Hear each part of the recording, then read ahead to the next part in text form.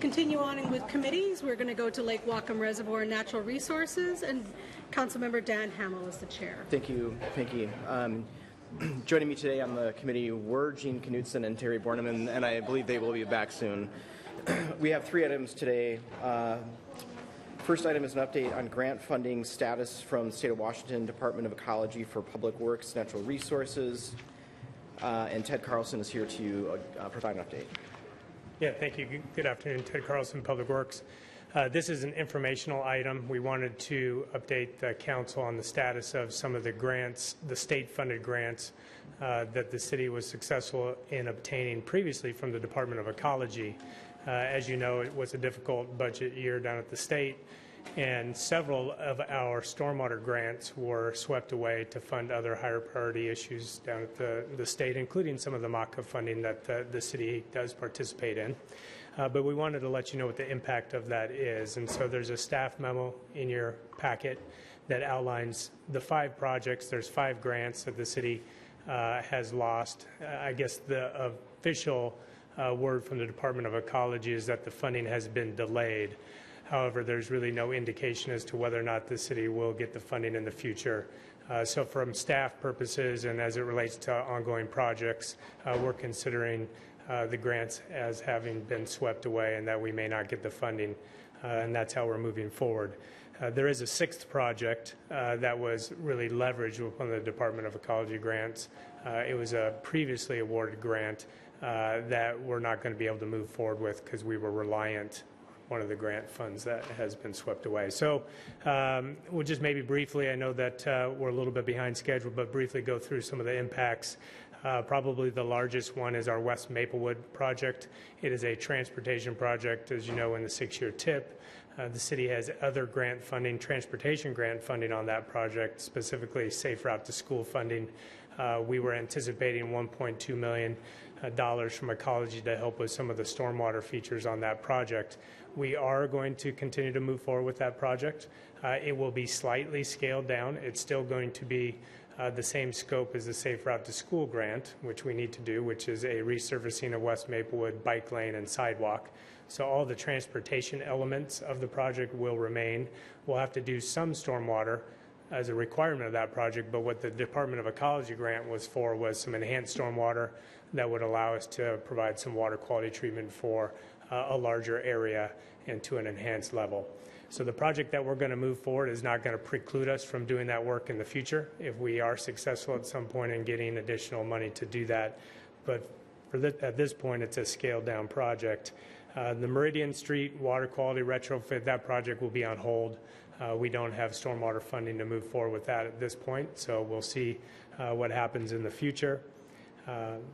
We have a project over at Pacific Street at the Public Works Operations Yard that was where we're going to be installing a water quality detention facility.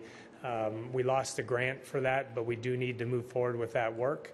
So that means we'll find the money from other sources, namely we'll split it amongst all of the Public Works funds and everybody that uses that yard, all the funds, water, sewer, stormwater, transportation, will pay their proportionate fair share. So it just means some other projects may be pushed off, but we need to address the water quality issues at the yard, so that will move forward. Little Squalicum Creek, that's been a complicated project with several different funding sources, including Department of Ecology and some private grant funding that the city's received. At this point, that project is delayed. We don't have funding to make up for the lost Department of Ecology funding, and there were some very strict time constraints on the private funding. So that project is still a good project, one that we hope to do in the future, but it will be delayed right now, kind of on hold. And then the final project, the city was successful in getting a grant to purchase a Vector truck. That's the large truck that we use to clean out some of our stormwater facilities and maintenance operations, specifically for enhanced maintenance in the Lake Whatcom watershed. That grant was swept away, but the city already purchased the truck. So we will absorb that in the Public Works budget through stormwater, water, and move forward. It just means that we'll have to cut some other operational and maintenance costs, but it's an important component of our enhanced maintenance in the watershed, and like I said, we already moved forward with it. So And then the last one I kind of skipped over was the sixth grant. We had a net zero grant from Department of Ecology where we were going to be doing some rain catchment at the, again, at the Pacific Street Operations Facility. We'd do some rain catchment off of the roofs and use that to help fill our sweepers and Vector trucks to reduce the amount of potable water that we use in our maintenance and operations. That project was going to be coupled with the grant that we received for the stormwater quality for the yard itself. Without that Department of Ecology grant, we're not able to make the net zero project work, so we're giving that money back to ecology where it can be used on another project. So that's a very quick synopsis. It's a little over $3.6 million when you look at it in total. A significant amount of funding for some important projects, good projects that we're going to, as I mentioned, move forward with some, but others will be delayed. We'll continue to look for other grant opportunities and pursue those when they come up. So Renee's here. She can speak in more detail about the projects if you have any questions about any of them. Committee members? Council members? Parker. My question is related to the stormwater on West Maplewood. So that does all run into the Squalicum Creek, is that correct? It's the Squalicum Creek runoff? Primarily, yeah. Are there any funds that maybe that were going toward a project that won't come to fruition that we can then reroute that money? Because I know how important what we've been putting into the Squalicum Creek, and it'd be a shame not to do that at the same time. No, there really aren't. The Stormwater Fund, we've had some very large projects in stormwater. When you look at the Padden Creek project, Squalicum reroute, the North End facility.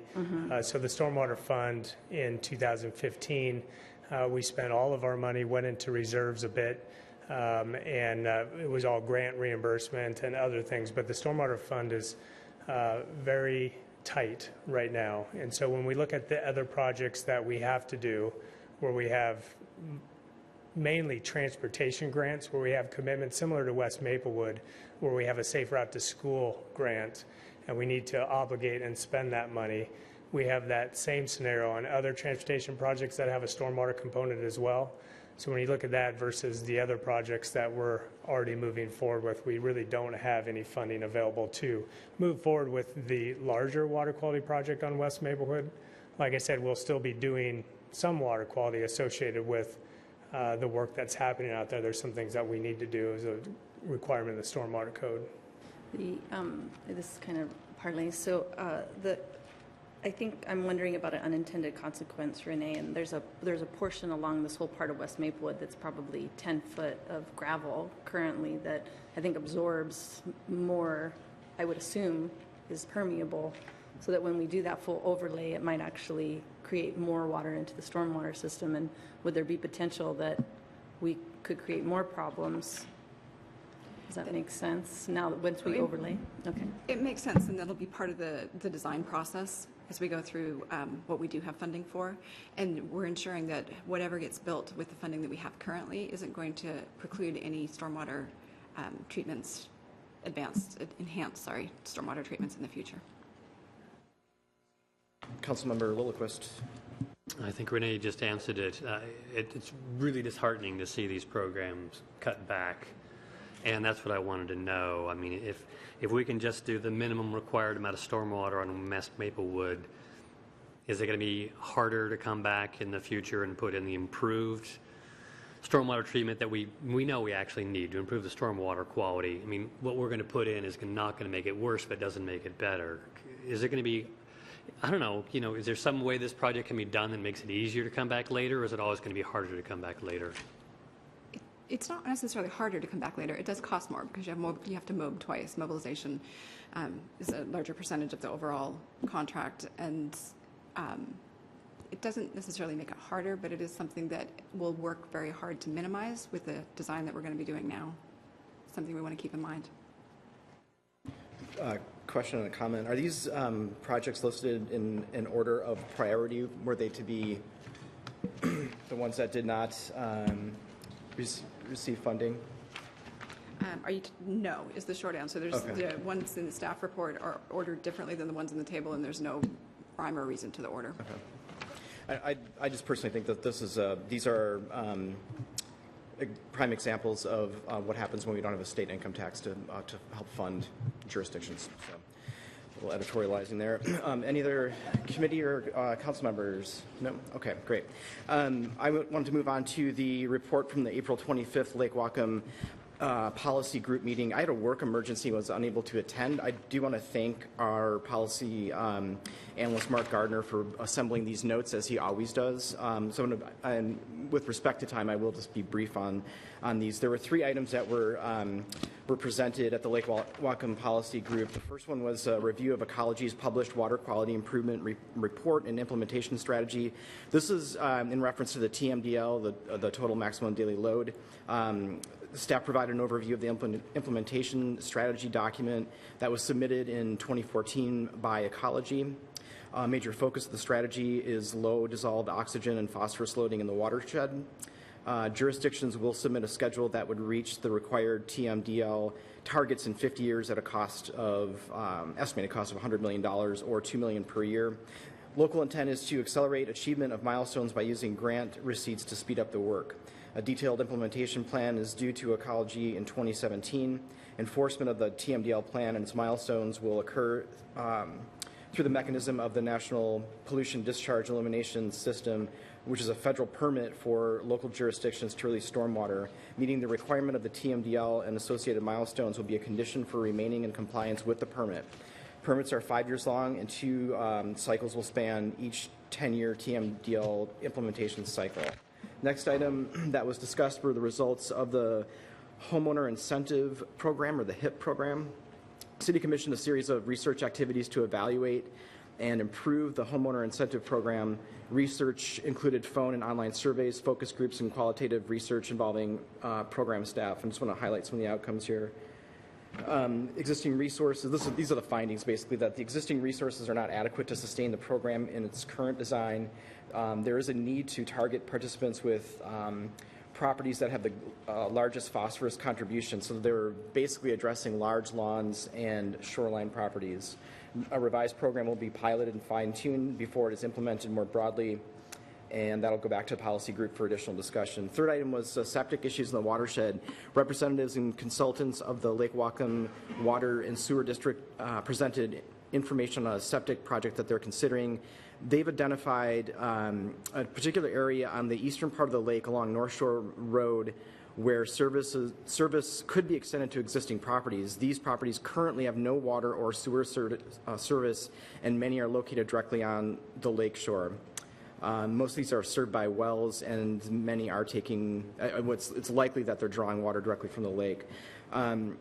To extend septic, the State Growth Management Act allows for 2 pathways. One is creation of a limited area of more intensive rural development. This path can be justified if most of an area was developed before 1990. So for this example, 54 out of the 98 residential properties were developed before that date. And then the second path is that there can be a health and safety exemption, especially if sewers are failing and there's pollution.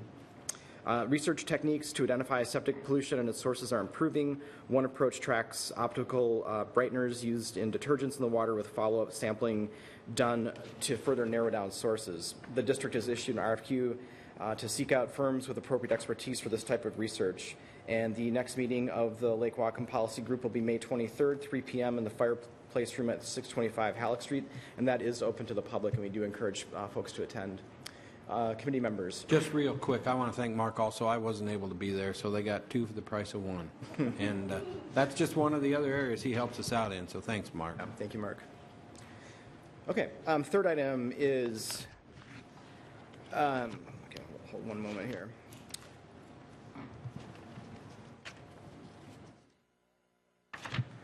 Is to approve and authorize the mayor to enter into an interlocal agreement between the City of Bellingham and Lake Whatcom Water and Sewer District to finance the 2016 Aquatic Invasive Species Boat Inspection Program.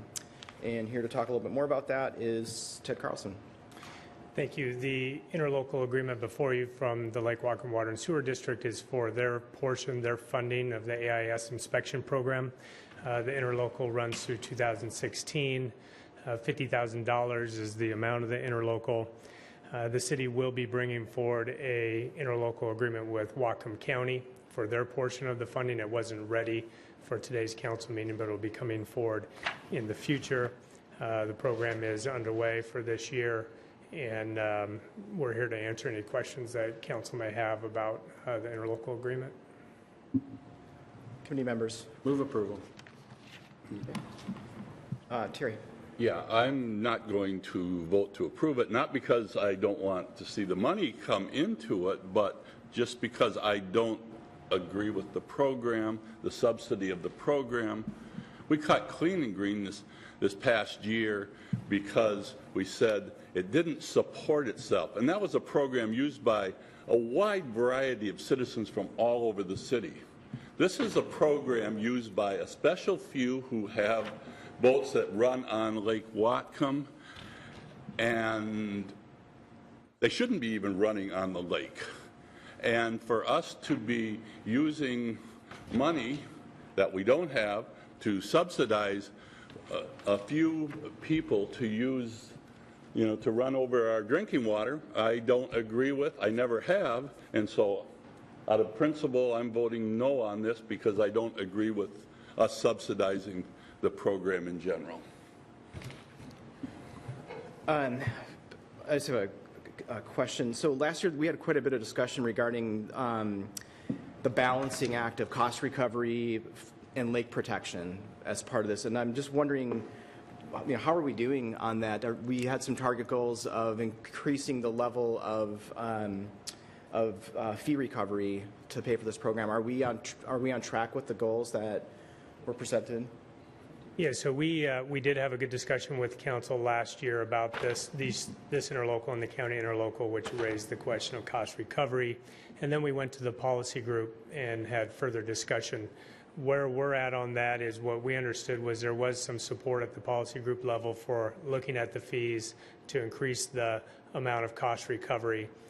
We also talked about tying that to the online education program and perhaps putting a increase in the fee, but also updating the online education component and having perhaps a larger rebate for folks that took the online course, passed the online course. So this year we're looking at the education program. It needs to be updated. At the same time, we'll be looking at the fees, incorporating the latest costs from last year, what we're seeing this year, and what we think would be a good starting point for a rebate to increase and bring up to those targets that were talked about last year in terms of increasing the percentage of cost recovery. So staff believes we're working towards the targets and the goals that were talked about. We don't have a estimated fee for the 2017 season, but we're looking at that with intent of having those discussions with the joint board, ultimately Whatcom County Council and City Council. Councilmember Lillquist, then Barker. So I'd kind of like to get some specific numbers out there. Under this agreement, the district would be kicking in $50,000 towards the program. The net cost to the city right now is estimated at $95,000. Will the county be contributing around $95,000 or less or more? The same as the city. Okay, $95,000. So if I add that in, and the total program is estimated currently at $382,000. So I'm seeing a 38% cost recovery under the current scenario. I think the council at least hoped for 50%, and unfortunately we're not even there yet. Councilmember Barker. I think my question was similar. I saw the underpayments, the district shall get reimbursed from the city up to $50,000, and I wondered, do we get reimbursed? We're going to spend $95 net. It looked like. Do we get $50,000 back of that, or is that after the $50,000 is given back to us? Does that make sense? We've been receiving $50,000 from the district. We intend to receive $50,000. So that will still be spending the $95 because that's all included in that. Yep.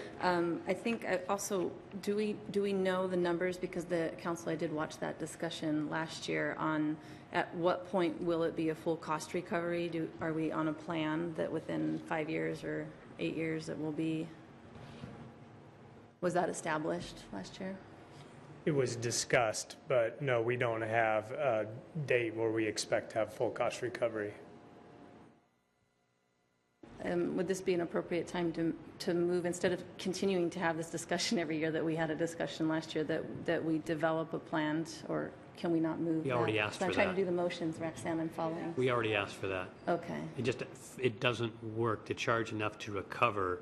You have to charge such a high rate that it actually destroys the program, or at least that's the expectation. Okay. I'll go after. Councilmember Barker, then Vargas. Okay. Quick question. I'm just trying to figure out the calculations. It said total approximate cost to us is $382,000. If $95,000 is coming from the city and $95,000 from the county, and then $50,000 from the sewer district, that's only $250,000. There's $382 is our estimated budget. So where's the rest of the money coming The from? fees for the permits. That's the fees. So it covers that part. Okay. Councilmember Barker. Do we have numbers on who are the users of this program, like in the city, out of the city, and out of maybe the, Yes. and the fees? I'm trying to catch up. So are the fees, is it a little kind of like we do with the clean and green, like if you're within the city, you get a certain fee, if you're now without the county, and then you're coming from a whole separate?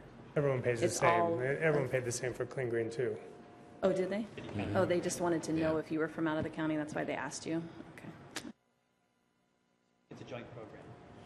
If we have an annual report, and we can make sure you get a copy of that, the 2015 report, if you'd like. I'm gonna move us along here. I do want to comment, though, that I think it's absolutely ridiculous that we allow this activity on our drinking water supply. It's absurd that we in 2016 still allow this to happen. We have what I would regard as a sieve when it comes to Lake Whatcom protection. And what I mean by that is that we have 2 points of inspection, one at the south end of the lake, one at Blodell Donovan, and we also have we have 100 points of entry on the lake, according to County Councilmember Weimer. So we have many points of ingress into the lake that we're not inspecting, or that we can't reliably inspect the boats that get onto that or come through those points of entry. So I'm going to hold my nose and vote for this afternoon, because we do not have a means for protection. I'm not going to I'm not going to die on the hill for this one today without some type of proper protection plan B formula. We just don't have that. I agree, Terry, I agree 100% with you.